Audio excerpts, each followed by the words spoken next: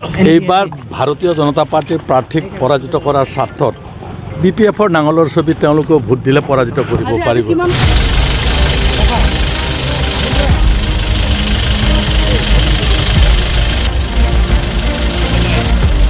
কাম কৰিছোঁ, এতিয়া কৰ্তব্য থাকিল ৰাইজৰ। মই সকলো ৰাইজৰ আশীৰ্বাদ লৈ আজি নমিনেশ্যন দিবলৈ UDFৰ পৰা কিমান ভোট আশা কৰে? তেওঁলোকৰতো 3.5 লাখ 4 লাখ ভোট, তেওঁলোকে 3.5 লাখ মিনিমাম তেওঁলোকে নিজে কৈছে, তেওঁলোকৰ বিশ্বাস আছে।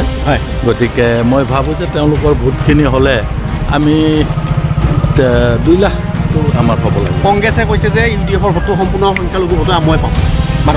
কংগ্ৰেছক একেবাৰে আমিও সমৰ্থন দিলোঁ, ADFও দিলে, কোনোদিন নিজিকিলে ক'ব নোৱাৰোঁ তেওঁলোকে কি ভাবি কৈছে।